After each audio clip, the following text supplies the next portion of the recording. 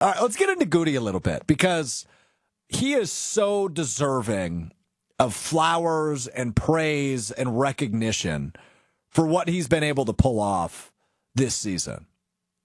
Brian Gutekunst, his first several years as the general manager, was good with staying put, right? You had Aaron Rodgers playing quarterback, and that was typically good enough to win the division and get you into the playoffs and give you a chance to have a chance.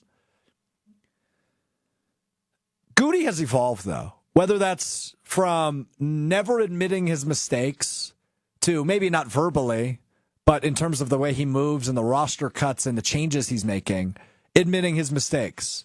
When it comes to Anders Carlson and Braden Narvison at the kicker position, finally giving up on Anders, having a very short leash on Braden Narvison, and eventually bringing in the guy who's won the last 2 games, Brandon McManus.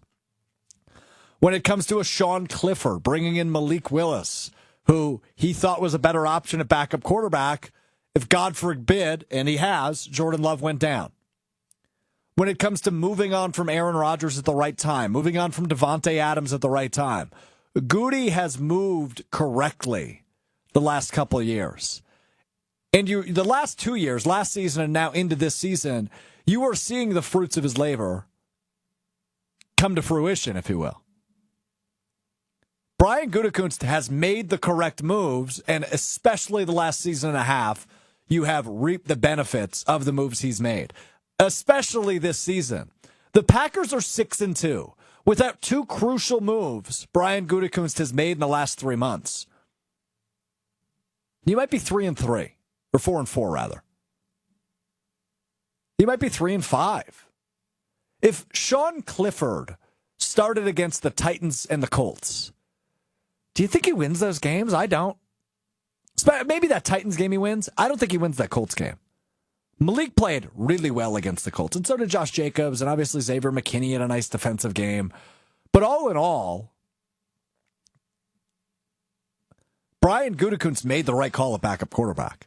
Then when you look at the past 2 weeks, a dicey game against the Houston Texans. It was a question we asked last week.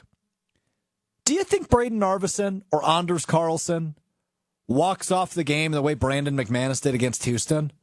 We'll never know the answer to that question because it was kind of a chip shot against Houston.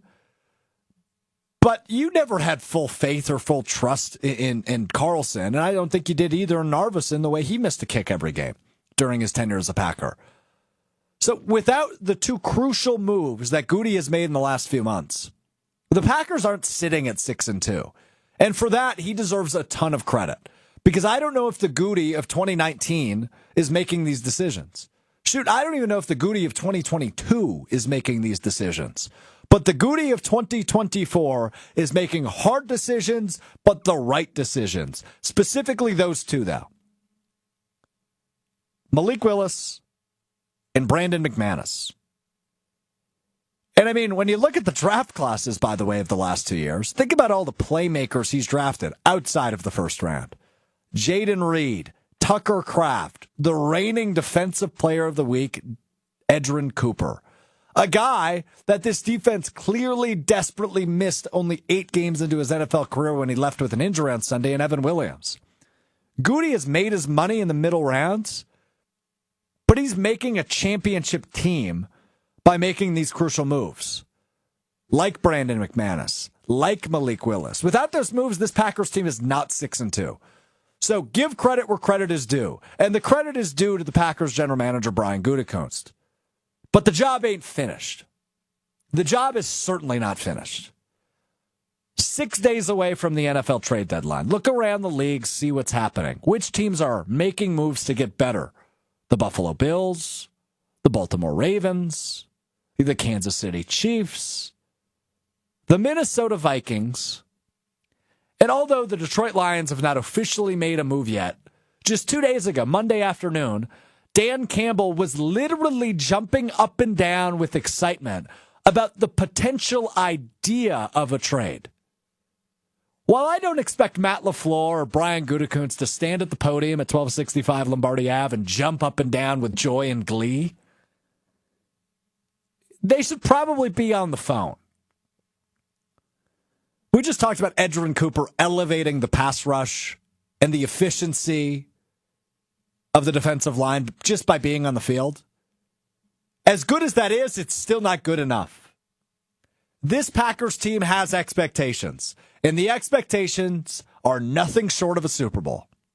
This defensive line specifically is not playing as well as a Super Bowl group should be. And that's okay. It's only October, but I don't think this is getting much better with the players on the roster. So that said, I think Brian Gutekunst has to make a move at the trade deadline in the next 6 days, specifically at defensive end or defensive tackle, preferably defensive end, but I wouldn't complain about a defensive tackle.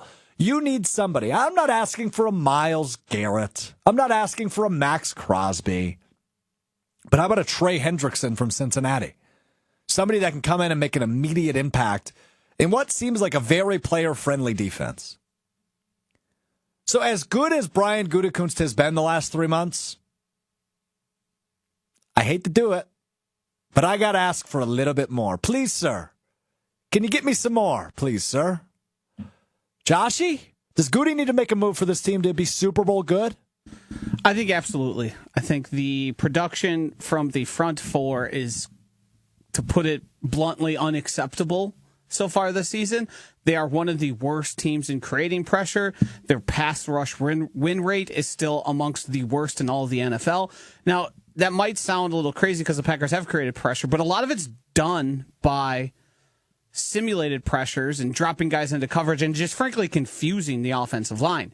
That is no way to beat some of these top flight teams, some of these top flight offenses. You need to have a guy or guys that line up one-on-one and just beat the man in front of them, because sometimes the games are going to end up in that way and you're not going to be able to create exotic pressures and do all that. So I was saying it on Jen, Gabe, and Chewy earlier today. Listen to that finely produced show, 7 to 9 a.m. when you get a chance. Nice. It's so bad with LVN. I believe he has 7 total pressures in that is correct. In it's games 7. He's played Yep. now. If you had a guy who creates 2 pressures a game, you've infinitesimally improved. Whoa. Whoa. What the hell was that? Infinitesimally. Okay. It sounds like it's some spin-off of the word infinitely? Yes. Is that actually a word? It sure is. Josh, we've talked about this before. You can't use big words on Strouf. You've derailed the segment because of the big word. Don't do it, man. Infinitesimal. Immeasurably or incalculably small. You used it incorrect. I used it opposite. In infinitesimal difference. Taking on values arbitrarily close to but greater than 0. So I don't think you used it right. No, I messed it up.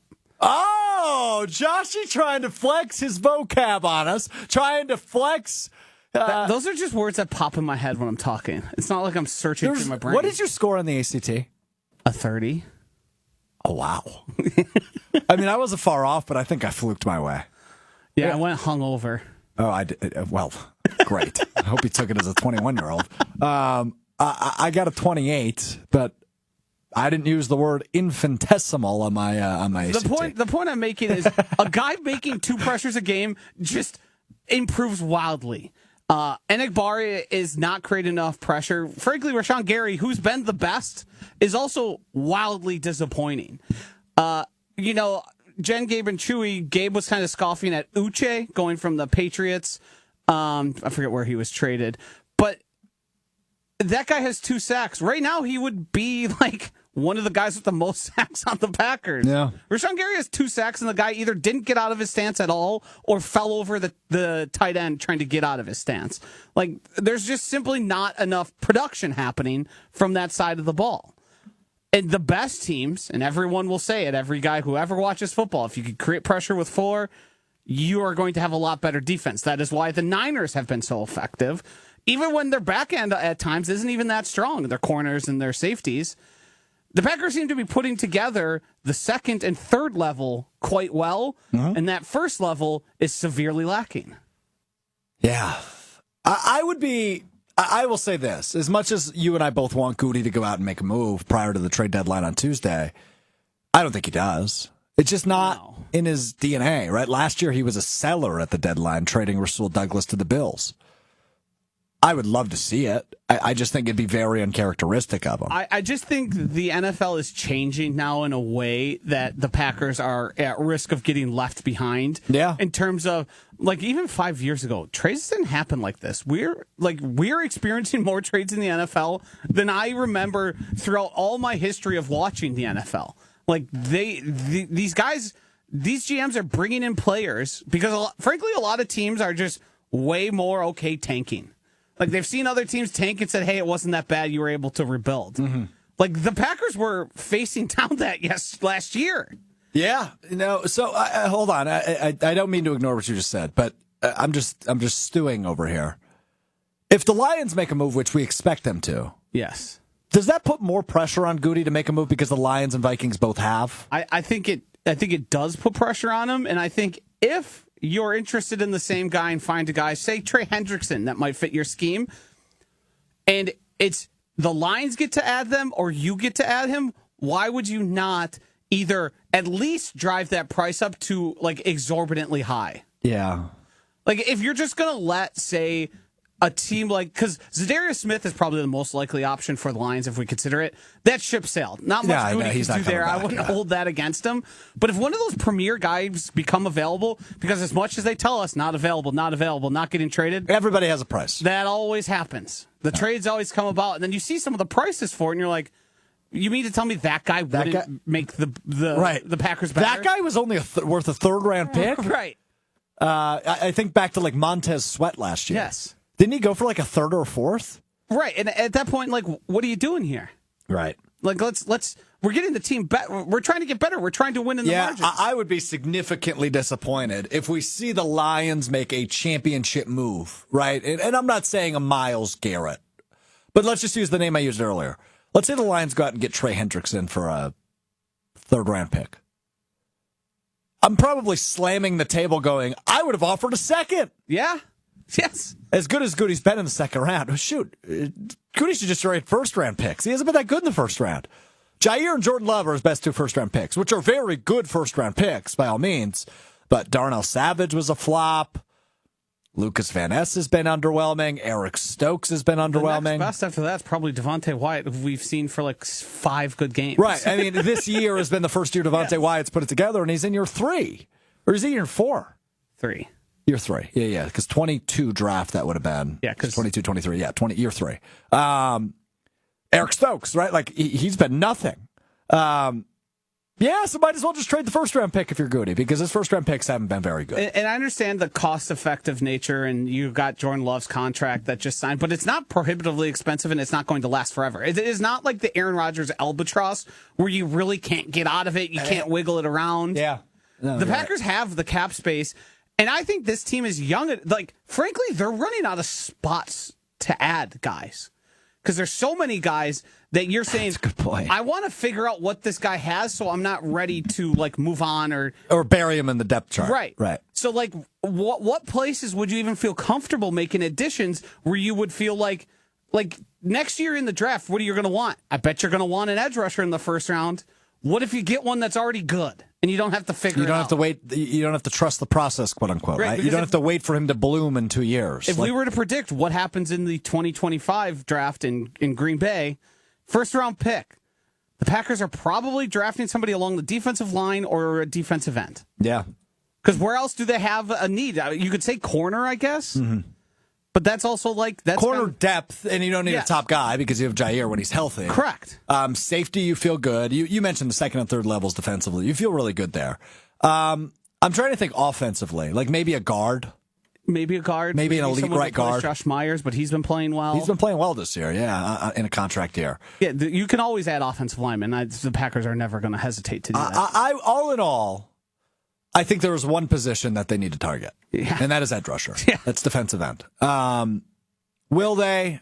I'd be surprised if they did. I would be very happy if they did. Even if it's a depth piece. Let's say they trade a 6th-round pick for somebody. You're satisfied with that? Yeah. Oh, yeah. Me too. Because I think you can. Some guys are better in rotational spots. Correct. You bring them in. Yes. There's pass rush specialists. Like those type of guys exist. I forget the name of the guy from the Giants who's escaping me right now. He's like Dexter Lawrence? No, edge rusher. He's like a outside linebacker-ish style body. He's been mentioned in a few. I don't want to say the name wrong. Try it. No. Okay. But those are like a type of guy who you're just going to have. Elijah Chapman? Nope. Rakeem Nunez-Rotes? No.